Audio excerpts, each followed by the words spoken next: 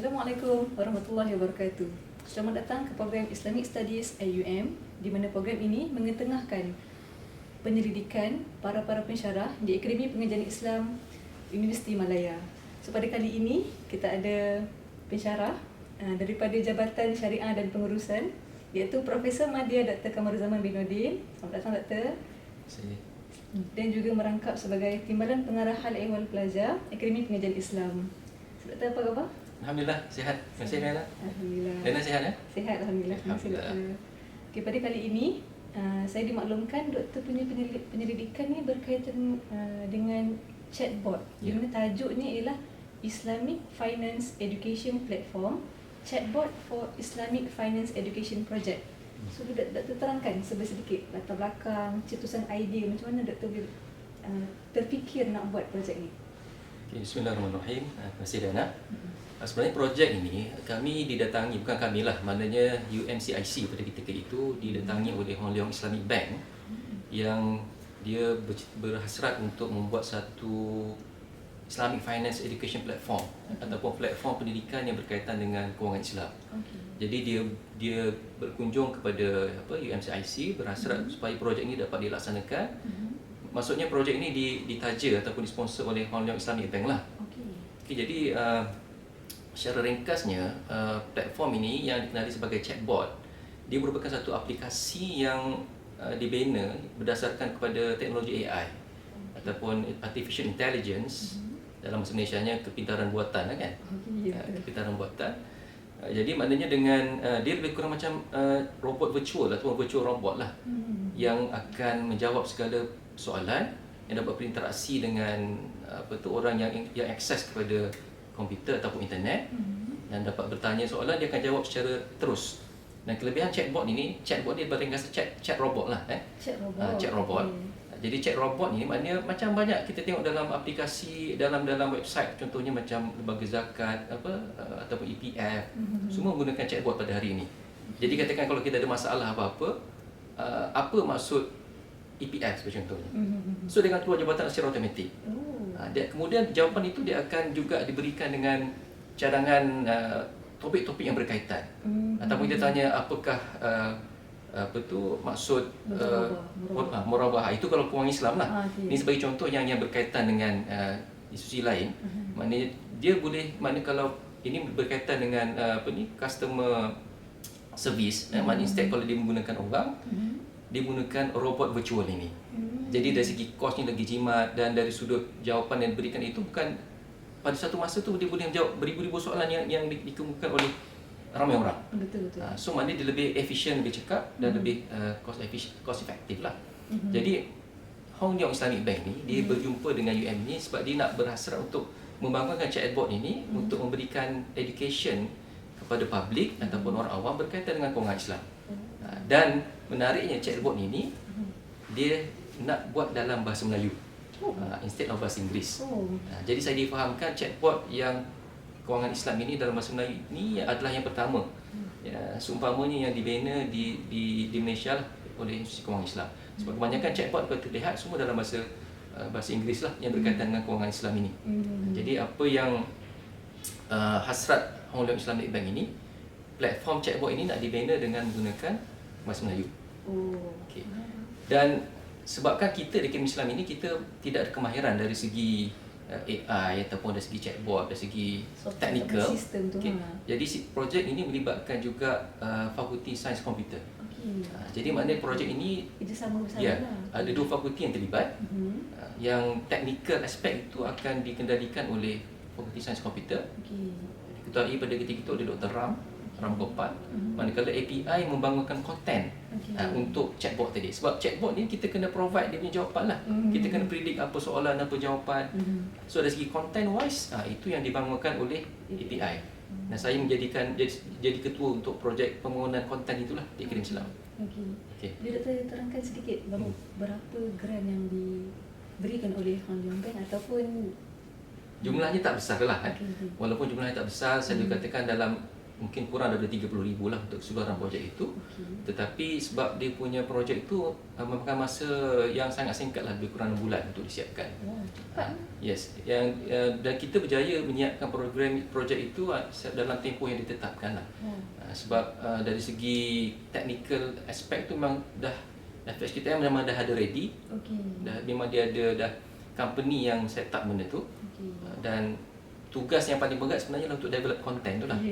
Jadi kena pasti apa dia orang nak tanya, apa jawapan, soalan kita kena tahu, dan juga apa jawapan yang kita nak masukkan dalam tu. Cantik. Menariknya benda ni, chatbot ni. Sebab kita ingat kan ada sistem kita tak pernah tahu pun. Di sebalik. Diana boleh try lah, boleh pergi tengok mana-mana. Contohnya saya pergi Pusat Zakat Selangor, LZS. Kat situ pun ada chatbot. Maknanya kita boleh type je apa soalan, akan keluar jawapan. Tak perlu pakai orang dah. Tak perlu orang. Mana tak perlu call, tak perlu apa. Mana benda tu dia akan bagi automatic jawapan tu secara automatic sebab dia ada AI kat situ. Artificial intelligence dia boleh, kalaupun jawapan soalan kita tu tak betul, tapi dia boleh predict soalan tu berkaitan dengan apa. Betul. Contohnya kita tak tahu pasal mudharabah, tetapi kita type mudah rebah contohnya kan. Tapi dia boleh keluar mudharabah tu. Dia boleh detect. Dia boleh detect, mana dia boleh predict ni sebab ni AI. So dia boleh predict yang berkaitan tu apa sebenarnya. Menariknya benda ni. Kalau bila dapat satu join sekali kita dapat tahu apa dia lebih detail ni, memang saya rasa benda ni ramai orang nak buat untuk macam-macam. Sebab manfaat dia bagus lah, sebab dia untuk education. Sebab Betul. kadang orang tak tahu dari segi konsep, dia cari pun mungkin melalui platform ataupun Google saja, tapi mungkin tak ada berautoriti lah. Betul. Jadi apa yang dibangunkan oleh Hong Leong ni dengan kerjasama UM ini, kita nak membangunkan platform education itu supaya maklumat yang diberikan itu adalah yang tepat, yang berautoriti lah. Okey, Alhamdulillah. So macam mana Dr. lihat benda ni di masa akan datang akan memberikan impact? Sebagai contoh, siapa golongan sasaran dia yang Dr. lihat, dan akan macam mana menambahkan ilmu kepada awam? Okay. Macam saya kata tadi, sebab chatbot ini dia punya tujuan utama dia lah sebagai platform, education platform ataupun platform pendidikan yang untuk mendidik publik ataupun orang awam berkaitan dengan kewangan Islam. Sebab kewangan Islam di Malaysia ni kita boleh katakan kita adalah negara yang paling terkehadapan dari sudut pelaksanaan kewangan Islam. Tapi mungkin orang tak tahu kalau sebut tentang kontrak, contohnya murabah dengan mudharabah, pun orang keliru. Betul. Jadi kita bangunkan produk ini ataupun chatbot ini supaya publik itu dapat memahami suatu konsep, bukan dari segi konsep sahaja, tapi dari segi praktik ni juga. Sebab kita dari segi konten yang kita dibangunkan ini meliputi aspek teori, teori kontrak sebagai contohnya.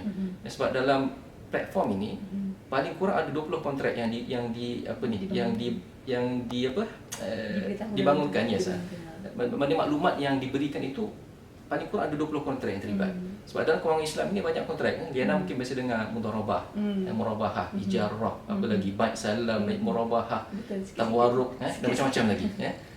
Jadi kita gunakan ataupun semua kontrak-kontrak yang biasa digunakan dalam perbankan dan kewangan Islam ini, kita jadikan satu asas untuk membangunkan konten chatbot ini. Jadi bukan setakat teori, tapi dari segi aplikasi pun kita nyatakan juga soalan itu. Contohnya bagaimana kontrak tawaruk itu dilaksanakan, produk-produk apa yang terlibat. Jadi semua itu termasuk juga dalam perisian ataupun konten yang kita develop itu, kita beritahu pada public. Okay, this is the right application of the contract. Sebagai contohnya sekarang mungkin anda tak sedar, tawaruk sekarang ini kalau produk savings ataupun account simpanan, kalau dulu pakai wadiah, betul. Sekarang tak pakai wadiah dah pakai tawaruk. So maknanya dari segi aplikasi itu kita akan cakap di manakah daripada perisian ataupun chatbot itu, kalau kita tanya macam mana kontrak tawaruk itu diaplikasikan, dia akan cakap lah, ini dalam produk savings account. So benda tu yang updated punya lah. Dan kelebihan chatbot ini kita boleh update daripada masa ke semasa. Dia punya konten tu sesuai dengan, selaras dengan perkembangan semasa lah. Dan juga dari sudut chatbot itu bukan setakat aplikasi, bukan setakat teori dan aplikasi, tapi juga kita huraikan juga berkaitan dengan standard ataupun peraturan yang terlibat. Sebab dalam kewangan Islam ni, especially berkaitan dengan institusi kewangan, dia tertakluk pada bank negara, tertakluk pada regulator lah. Jadi regulator tu mengeluarkan peraturan, mengeluarkan standard dan sebagainya. Jadi untuk setiap kontrak itu pun ada standard dia. Jadi dalam perisian itu pun kita masukkan juga maklumat yang berkaitan dengan standard yang terlibat, peraturan yang terlibat, akta yang terlibat, supaya benda tu juga boleh mendidik public lah. Jelas lah, supaya orang jelas. Sebenarnya dia ada base dia bukan sendiri dia. Dan kelebihan dia sebab kita dalam kaum Islam di Malaysia ni, kita dari sudut peraturan tu kita antara yang komprehensif berbanding dengan negara lain. Sebab contohnya kita ada Akta IFSA 2013 yang sangat detail, yang menggariskan tentang setiap aspek kewangan Islam itu, apa yang patut dibuat, apa yang tidak perlu dibuat. Itu juga dengan setiap kontrak itu, setiap kontrak yang digunakan oleh bank ni ada standard khusus yang dinamakan sebagai polisi dokumen. Contohnya macam tawaruk ada satu polisi dokumen, ijarah ada satu polisi dokumen. Dan setiap kontrak itu paling kurang ada 14 sekarang ni kontrak yang telah dijadikan polisi dokumen. Polisi dokumen ni tahu apa?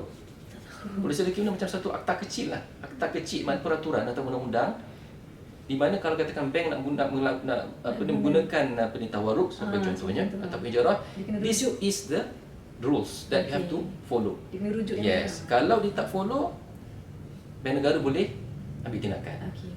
Kalau tindakan setakat penalty tak apa, tapi dalam IFSA, kalau kita tak ikut standard ataupun polisi dokumen boleh dikeluarkan oleh negara ini, seseorang itu boleh dihukum penjara sehingga 8 tahun ataupun didenda sehingga 25 juta ringgit tau. Bukan kecil. Jadi mana aspek orang Islam ni di Malaysia ni kita agak komprehensif. Dari segi pelaksanaan, dari segi peraturan, dari segi regulation sangat-sangat komprehensif. Disebabkan itu tak boleh main-main lah.